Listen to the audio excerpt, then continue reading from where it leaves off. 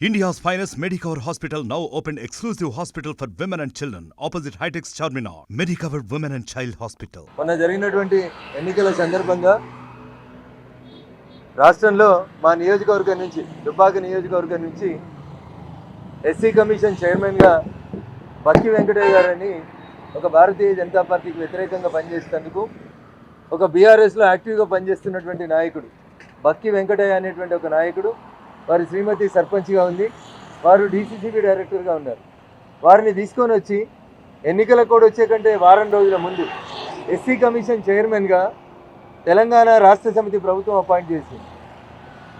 ఒక రాజ్యాంగబద్ధమైనటువంటి పదవి లోపల బాధ్యత తీసుకున్నటువంటి వ్యక్తులు ఎన్నికల ప్రచారంలో పాల్గొనకూడదు, ఎన్నికల ప్రచారంలో నిర్వహిస్తున్నటువంటి సందర్భంగా అట్లాంటి వాటికి దూరంగా ఉండాల్సినటువంటి విషయాన్ని పక్కన పెట్టి తెలంగాణ రాష్ట్ర ఎస్సీ కమిషన్ చైర్మన్గా నియమించబడినటువంటి బక్కి వెంకటయ్య అనేటువంటి మా దుబ్బాక నియోజకవర్గానికి సంబంధించినటువంటి వ్యక్తి దుబ్బాకలో జరిగినటువంటి ఎన్నిక సందర్భంగా ఆ రోజటి బీఆర్ఎస్ పార్టీ అభ్యర్థి ప్రభాకర్ రెడ్డి గారితో కలిసి చాలా సందర్భాల్లో ఎన్నికల ప్రచారంలో పాల్గొనడం జరిగింది.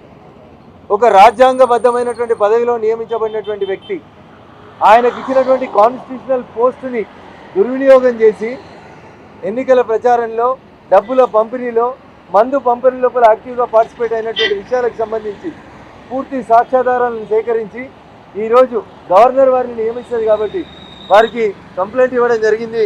వారు ఎన్నికల సందర్భంగా వివిధ గ్రామాల లోపల బీఆర్ఎస్ శ్రేణులు కండువాలు వేసుకొని తిరుగుతున్నటువంటి శ్రేణులతో తనకిచ్చినటువంటి ప్రభుత్వ వాహనంలో తిరుగుతూ ఎన్నికల ప్రచారాన్ని నిర్వహించినారు శ్రీ బక్కి వెంకటయ్య గారు, చైర్మన్ ఎస్సీ కమిషన్.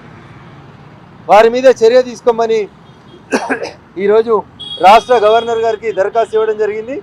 వారు సరి అయినటువంటి రీతి లోపల అధికారులకి ఆదేశాలు ఇచ్చి వారి మీద చర్య తీసుకుంటామని చెప్పడం జరిగింది.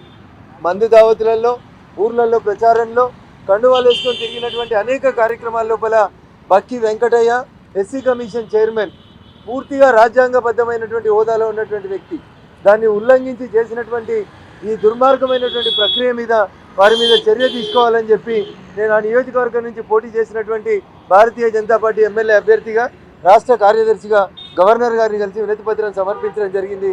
వారు సంబంధిత అధికారులకి సరి అయినటువంటి ఆదేశాలు ఇస్తామని చెప్పి ఈ సందర్భంగా తెలియజేయడం జరిగింది. I hope for the best, మంచి జరుగుతుందని, వారిని ఆ పదవిలోంచి తొలగిస్తారని ఈ సందర్భంగా ఆశపడతా ఉన్నాను. Thank you. మరిన్ని వీడియోస్ కోసం ఛానల్ ని సబ్స్క్రైబ్ చేయండి, లేటెస్ట్ అప్డేట్స్ కోసం వాట్సాప్ ఛానల్ ని ఫాలో చేయండి అండ్ లింక్ డిస్క్రిప్షన్ లో ఉంది.